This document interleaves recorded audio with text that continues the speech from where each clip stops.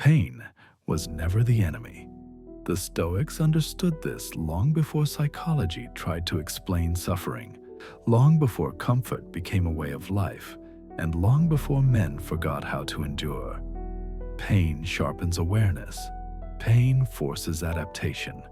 Pain demands presence. It pulls a man into reality whether he wants to face it or not. Pleasure does none of these things. Pleasure relaxes vigilance. It softens attention. It convinces you that nothing needs to change. And that is why the Stoics feared it, not because pleasure is immoral, not because joy should be rejected, but because pleasure, when left unchecked, silences discipline. And discipline is the foundation of freedom. The Stoics lived surrounded by hardship. Exile was common. Disease was constant. Violence was political. They were not sheltered philosophers speculating from safety and comfort.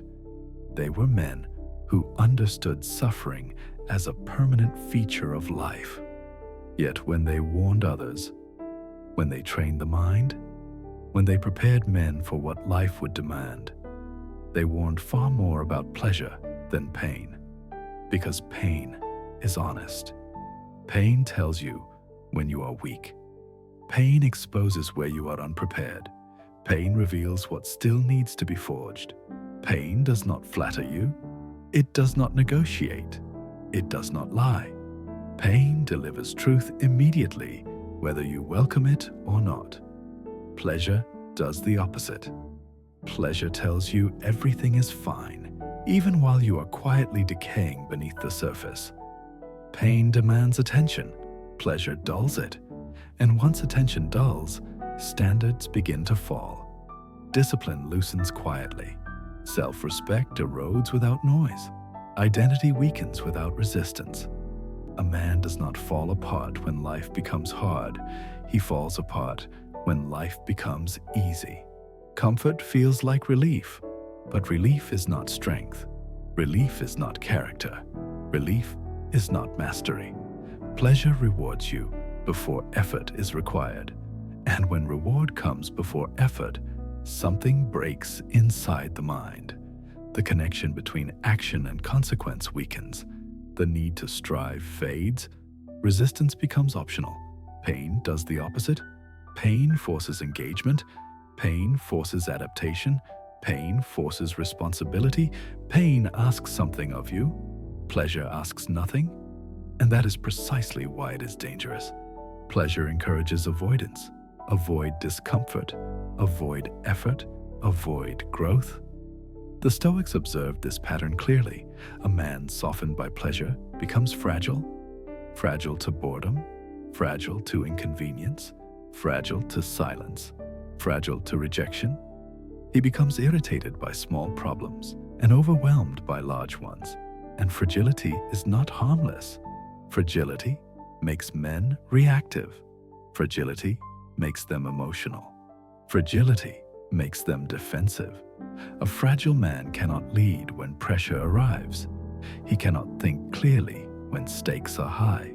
He cannot sacrifice when sacrifice is required. Pain prepares a man for reality. Pleasure prepares him to escape from it. This is why Stoicism was forged as a philosophy of endurance, not comfort.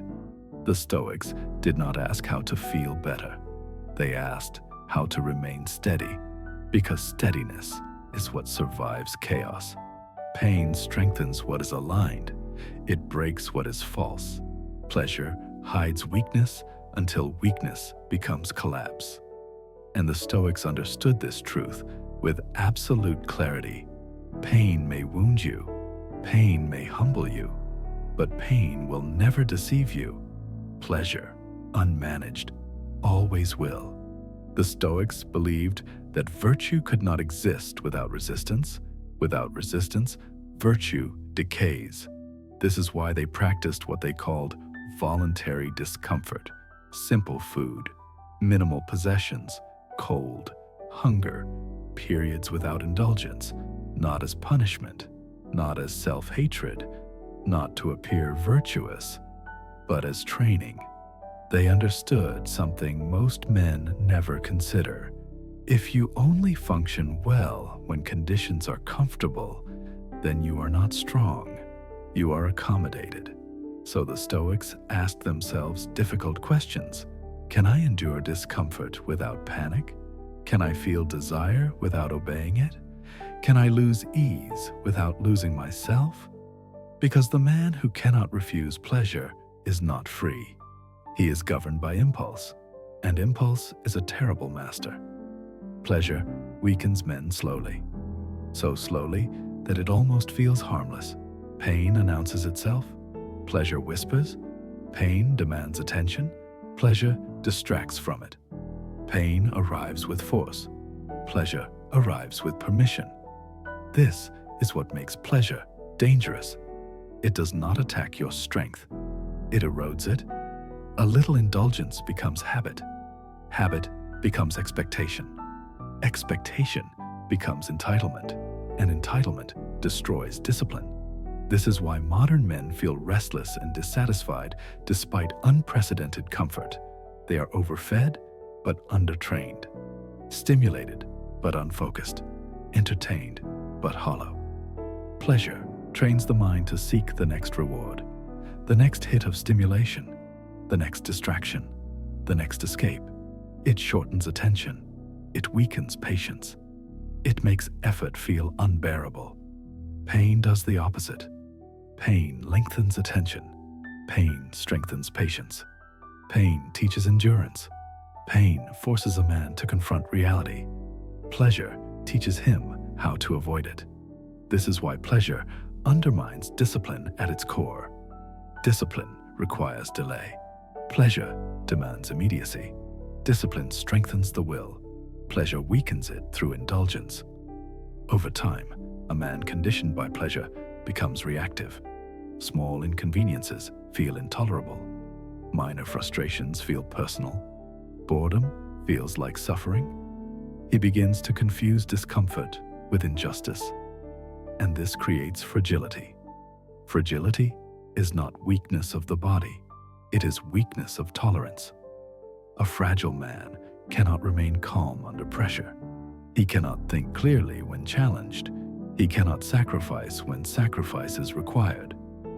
The Stoics understood that pleasure creates dependence, and dependence destroys freedom. The more comfort you require, the less capable you become. The more pleasure you need, the more anxious you are about losing it. This is the hidden cost of indulgence. Pain does not create this fear. Pain humbles, but it does not attach. Pleasure attaches, and attachment breeds fear, fear of loss, fear of discomfort, fear of effort. This is why the Stoics distrusted pleasure, not because it feels good, but because it trains men to avoid what makes them strong. A man softened by pleasure struggles in crisis. He looks for relief instead of responsibility, escape instead of endurance, justification instead of discipline. Such a man is easily controlled by habit, by impulse, by circumstance. The Stoics were not afraid of suffering. They were afraid of weakness disguised as happiness. They knew that a man who cannot endure discomfort cannot be trusted with responsibility, and a man who cannot refuse pleasure cannot be trusted with power. The Stoics did not define happiness as feeling good. They defined fulfillment as self-command, the ability to act according to principle rather than mood, to choose what is right over what is easy, to govern desire instead of obeying it. They understood something most men resist admitting. Desire does not have an endpoint. Satisfy it once, and it asks for more. Satisfy it again, and it becomes expectation. Repeat this long enough, and what was once a luxury becomes a necessity, and necessity becomes entitlement. At that point, pleasure no longer brings joy. It brings anxiety, because now you are afraid of losing what you depend on. This is how pleasure enslaves. The more you need it, the more fragile you become. Pain does not work this way. Pain humbles, but it does not attach. Pain arrives, does its work, and leaves. Indulgence stays. It reshapes habits. It rewires attention. It trains avoidance. This is why Stoicism was never about rejecting pleasure entirely. It was about not being ruled by it.